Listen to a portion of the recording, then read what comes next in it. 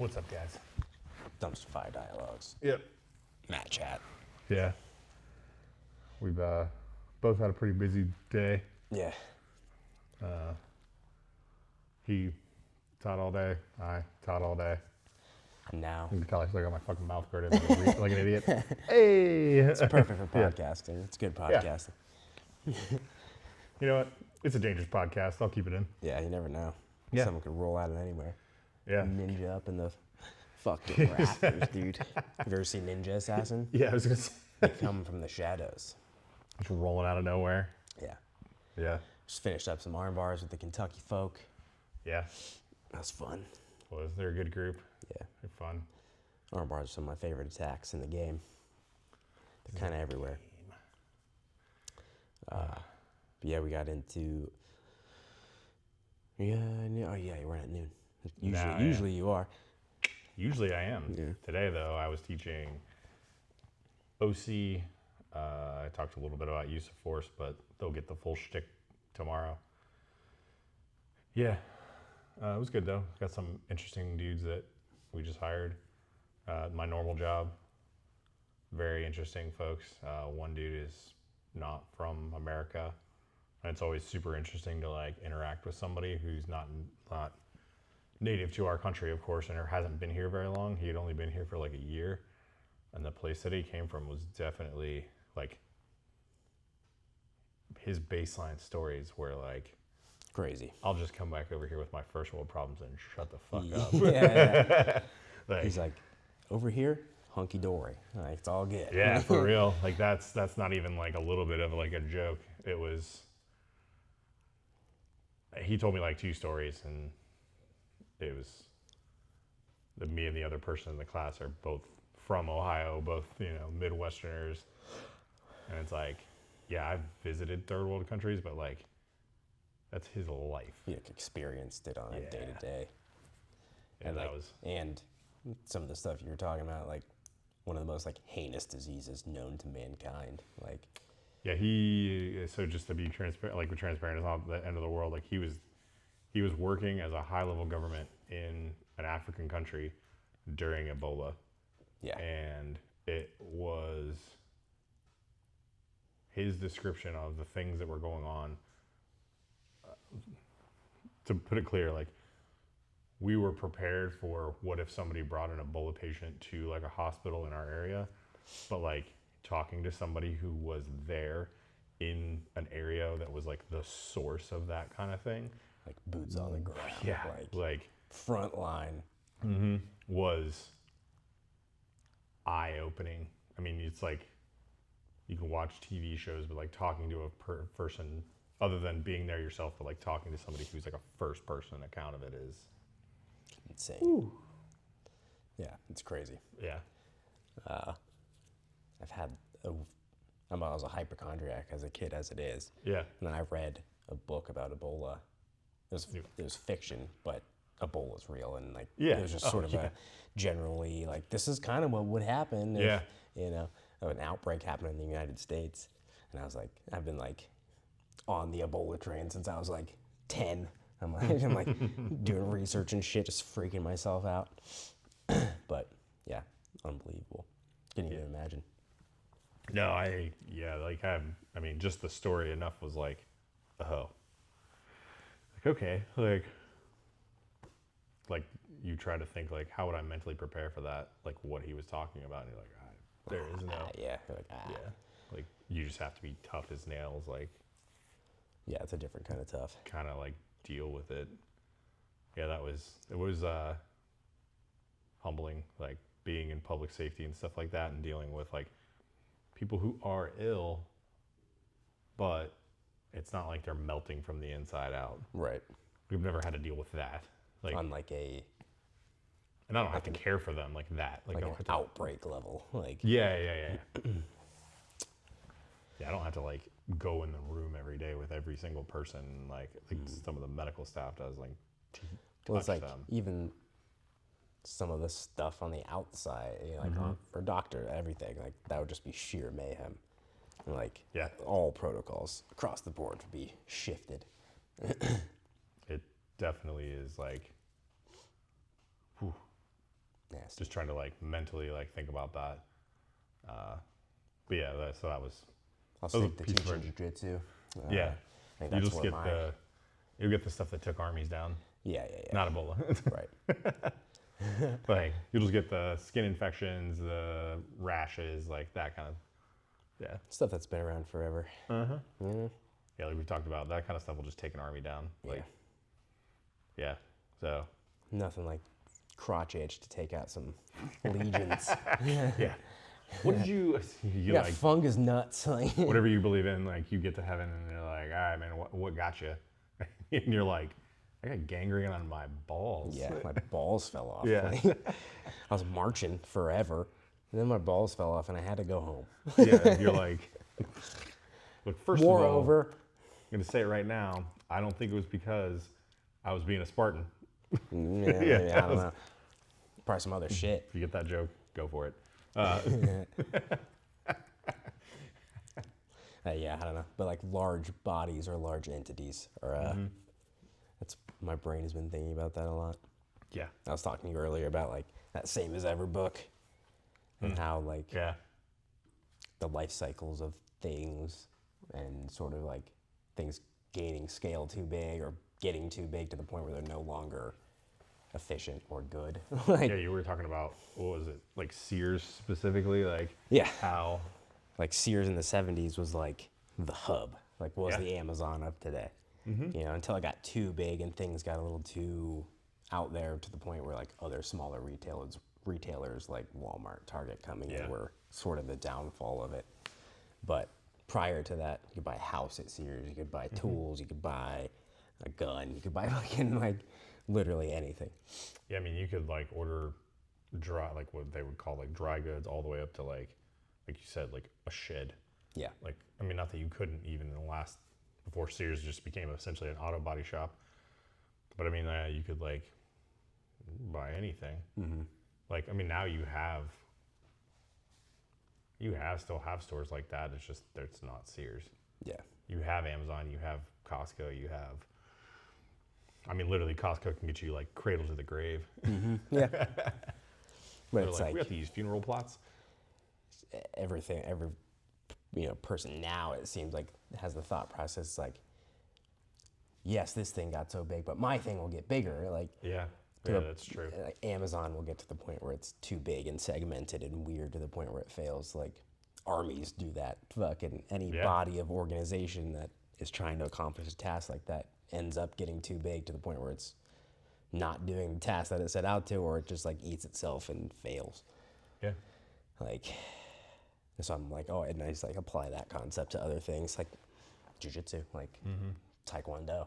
Like taekwondo was sick, got too big, got a little too churned up, got too commercialized and too segmented, and now it's kind of like, shucks. And like, so I just like, will that happen to jiu-jitsu? Probably, like in a fashion. Some people probably argue that it's already happened or is happening now. I was gonna say, I mean, there's, like, you've been at this a lot longer than I have, but like, I mean, I'm old enough to remember when like you could drive down the road and like there's taekwondo schools everywhere. Karate, taekwondo. Yeah, like karate, anything. taekwondo, like all that stuff. And then jiu-jitsu like has waved. But I think one of the things that will save a lot of jiu-jitsu is like the sparring aspect of a lot of schools still encourage. Yeah. Whereas like, agreed. I feel like with like the karate and the taekwondo, you can't just, like we've talked about this, like you can't just fucking axe kick somebody over and over and over again before they're just like, like you testing can't kill your training partner, like, or make them like brain dead. Yeah. Like that's the beauty of jiu-jitsu and wrestling and any kind of like grappling. Like you can grapple for so long, and fundamentally like grappling can win fights. Like, yeah. You look at like those videos of dudes that wrestle into their like 60s and 70s, and they're still, I wouldn't want to wrestle those dudes. No. They're down to the last days. So they're like, I got a couple left in the chamber, kid. Yeah, like you're gonna get full send. Like, oh no. He loosened the arthritis and he can grab me. Oh shit, he's warmed up. Yeah, he's warmed up. It only took 3 hours, but he's warmed up. Yeah, right. But I mean, shit, like megafauna got too big to the point where things can be supported, got killed off. Yeah. It's just like things will get too big and die. It is, I mean, it is very much like that. Like you said, Sears, those like striking martial arts that were, I mean, at one point they were like, they had like real value in some ways. Like, look at some of the stuff that you see from UFC.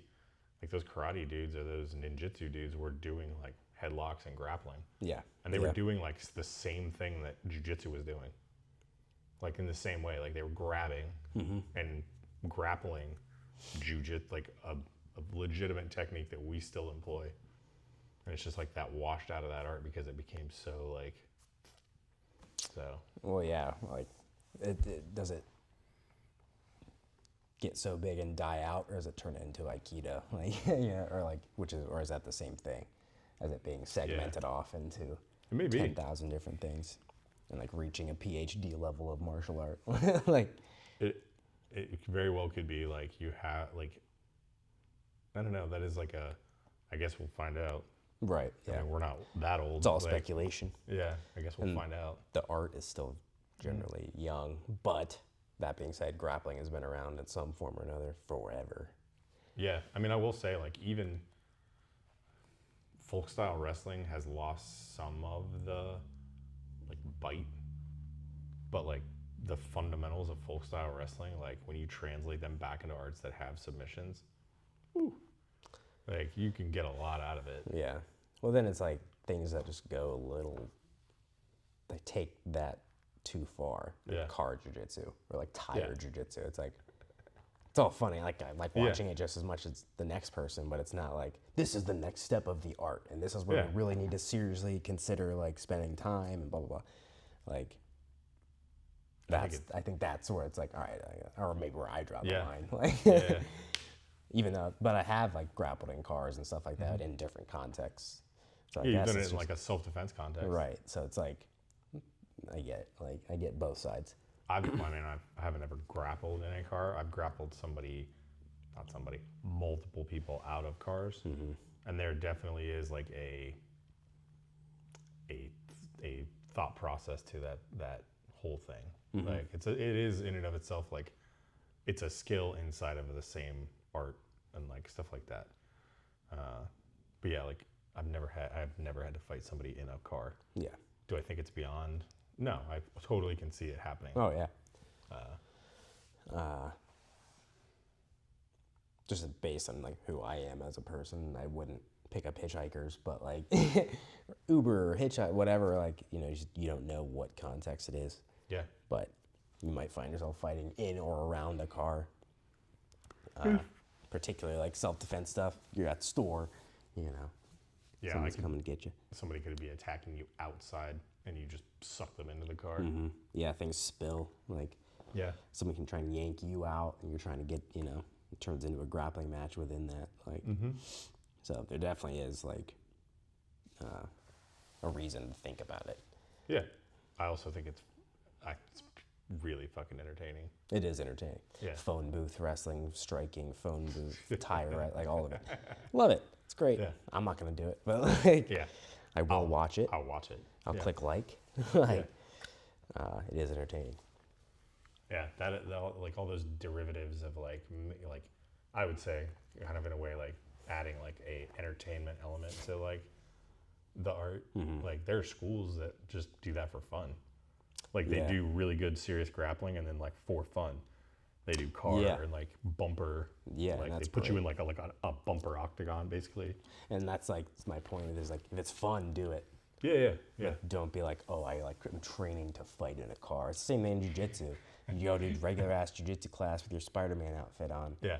And you're doing K-guard to leg locks. I don't expect you to go out in the street and do K-guard to leg locks on the guys trying to take your money. Like, hold on, man. Can you just get? I'm gonna pull you down into. I'm gonna get under your hamstring first. Yeah. Like, don't hit me or something. You need to elevate and get weight on your hands. And I'll go to ashigarami. Yeah. You know what's really funny is saying that we've put out 2 different K-guards on this channel. Yeah, I love K-guard. I know, it's great. I use it all the time. Yeah. but it's not what I would do in self-defense. No. God forbid I found myself crumpled up on my back. Maybe if I needed it and there's like, oh, there it is. Like, that's not like, oh, I gotta get to K-guard. Yeah, it's not. I think that's something you and I have talked about. I don't know if we've ever talked about it like on here, but it's like those. What would you even call them? Like they're just like happenstance.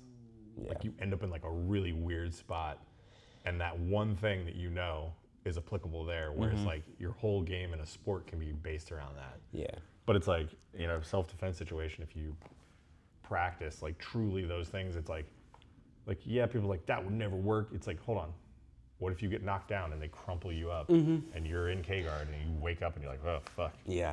Like that's why I like always I always say never, or you know, it depends. Like, yeah, what if? Yeah, like, you're seriously. There's always the what if. Someone cracked you. The actual what if. Right. What if Yeah. you do end up in that position? If you never touched K-guard ever, then it won't be there for you. Yeah. If you never did X-guard, if you never did Ashigarami, like. Yeah. And there's, you know, even like specific evolutions, like you start in entanglements or on your back, like again, for the it depends aspect of it. Like, what if you did trip or fall or whatever? How would you handle that? Like, Yeah. if you do have a gun on you, a knife on you, they're doing X, Y, and Z. Or even just like totally anecdotally, and you guys can look this up like after, you have started to see leg locks populate from violent situations. Like, dude, there's that one comedian who's like intentionally rude to women and like their boyfriends or whatever, and the dude like freaked out on him and like punched him. He got knocked down. The dude stepped over him and he immediately entangled his legs and put him in a heel hook, rotated him to the ground and pinned him there. Yeah. Like the fight was over. Yeah. I've seen there's a few examples of like, I think everyone, not everyone, but like a lot of people have seen fight videos, have seen like the basketball court fight, and they end up, the guy ends up like getting shoved or ends up pulling or something, pulling guard, Yeah, something. He ends up on his back and ends up like yanking on a heel hook, and the dude has a shoe on, so like he has a fucking gnarly grip on it. Yeah. So like, yeah, would that be like as an instructor to be like, is that the first thing I'd tell you to do? No. However, shit happens, and then hopefully you have some training beyond that to fill in some gaps. What I would say, like, both those things we just mentioned are like pretty extreme. They're kind of like, the first one, the dude ate some like sucker punches to the side of the head, and then like kind of like stumbled, fell down, and then the dude stepped over him. Like that's, he got it. I mean, yeah, he's being a dick, but still that doesn't warrant assault in a civil context. But like the dude stepping over him kind of like, oh shit, I'm right here, throwing it up as a protection. Like that is valid. Like it's semi-human nature too. Like, yeah, if you're on your back, some shit's coming after you, get your legs involved. Like, whether you want to or not. But you see kids do it. Like, you see them shove them over, they like curl up in a ball and they come back. Like, yeah, they're like, yeah, but like that kind of like internal reaction is there. But if you don't know what to do afterward, you might have trouble. Yeah, if you don't really knock them down or like actually like do anything, that is like one of those, like, I think truly like a what if, not if, what if I bit him? Like, what if you develop some skills and like that situation does populate through violence, like unprompted violence, and you end up there, you get ambushed, you wake up and you're like flash KO, wake up and you're like, oh shit, I'm on the ground, oh shit, I'm here, like, oh, I need to put some barriers in between me and that person. And it's not just side control, like. Well, and like, people don't think about like environmental aspects of stuff. In a parking lot, in between cars, it's wet, gravel, fucking whatever. Like, that can make you slip and do things unimaginably. Like, again, in one of my evolutions, like, it was wet and muddy, and like, ended up slipping in like in the middle of something. So I had like recover position like pretty aggressively. Like, in here that wouldn't happen. Like, when I had good, dry conditions, like I can get away with that 10 times out of 10. And you add in a slight slick, and then that changes the entire thing. So train in all conditions. So we went from large systems failing to micro systems winning. Yeah. That's literally what we just did in that whole little segment there. Yeah. But even I think implementing the wrong small system at the wrong time and a cycle can fuck things up. Yeah. It's you're doing something out of order in a jiu-jitsu sequence, or wrong place, wrong time. Yeah, actually, taking out of that class, watching other people do things that I know that I've done is it's not entertaining. It's revealing to how bad some of my habits are. I'm watching, I'm I've done that. Yeah. People are failing, and I'm I've done that exact thing. And that's where I think coaches or people who are remotely empathetic or oh yeah, I've been there, and not just you suck. No, yeah, it's no, I've done that exact thing or something like it throughout one of my repetitions. I've sucked that bad, or I've. But now throughout those reps, they're these are ways that don't work. Mm-hmm. These ways need specific tightening or whatever. But that way, sure. I think jiu-jitsu gives you a path to actually fix things like that. Yeah. If you're in a good environment, not always. I've been in both. Where it's really, it takes the autodidact aspect to a not fun level where it's I'm on my own here. And I gotta fix everything myself. Yeah.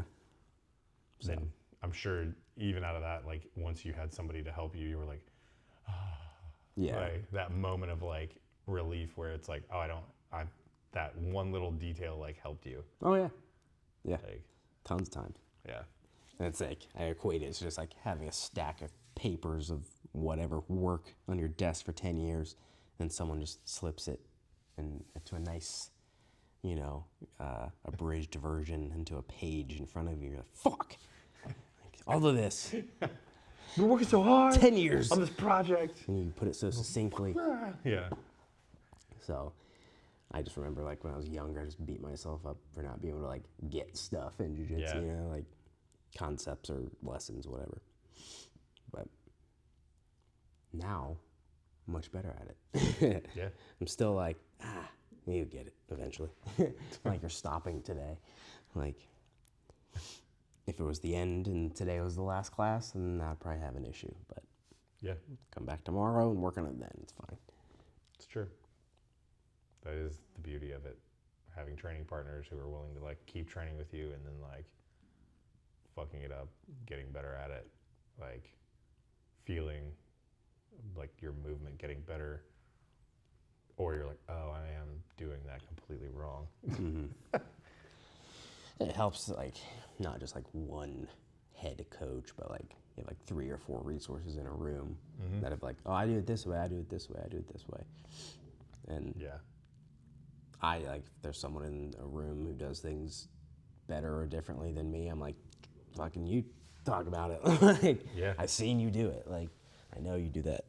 Yeah, you are good at spreading that out to people that their style may be more well-rounded. Yeah. You know how to do the thing, but you do it your way, and they have a style that may fit everybody.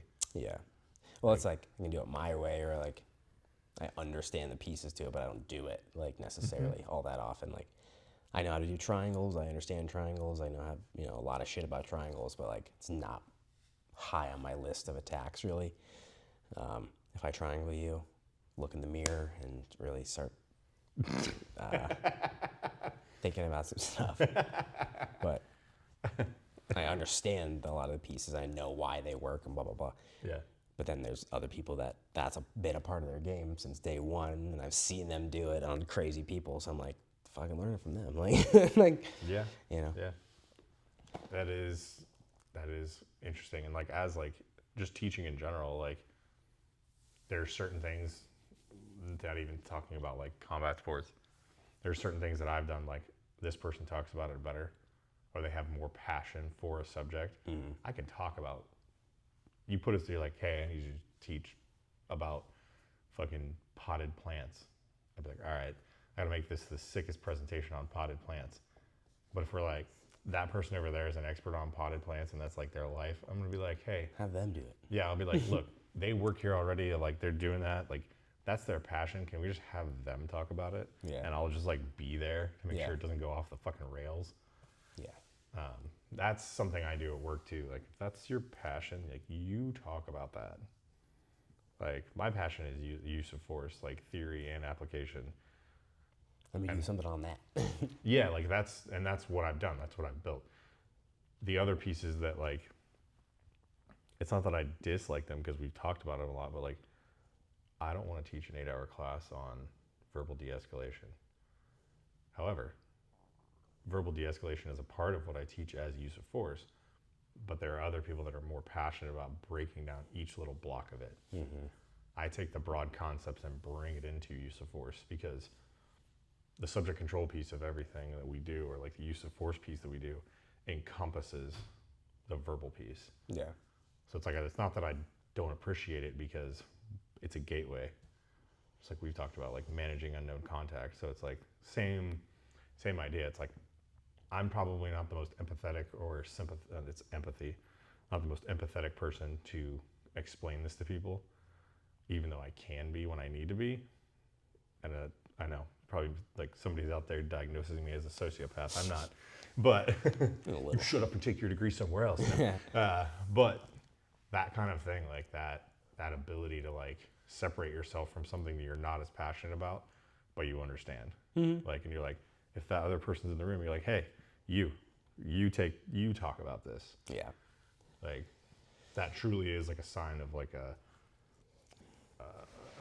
like an emotional awareness of their students and like the ability for somebody else to step in and for you to be like, he's better at this. Like, mm-hmm. Or it's just like, I don't even care if it's like, I say X, Y, and Z, and then that person also says X, Y, and Z, but that clicked for you. Like, I don't care. I don't, their tone of voice, whatever. You got it, you know? Yeah. I don't care. I'm not like, oh, they have to learn it from me. Yeah. I want well-rounded grapplers, so. Yeah, you want success. You don't care that whether it comes directly from you or not. Yeah, no, like, I just want the success. Yeah, the student, you want to see your student succeed. Yeah. And that's like the mark of like a truly good like instructor. You want to have fun and like everybody wants to succeed. So like that amalgam of behavior is what usually leads to like better outcomes. Mm. Agreed. Yeah. So then it's like, where's that sweet spot to the point where you don't want it to get so big that it gets to the point where it dies, all that shit. Yeah. Like again, wrapping it just back, what we talked about. Yeah. Wrapping it back to that. So it's like, there is a sweet spot to it. Mm-hmm. So, but again, it's like, you can't be like, oh, my sweet spot's gonna last forever and no one's ever, you know. That is how you die. Yeah, it's exactly how you shoot yourself in the foot and start dying. And I've experienced it and like seen it in other organizations, and then try to avoid pitfalls, you know, at other organizations, but then that just presents other pitfalls and other things. Like, yeah. And that's the rat race. So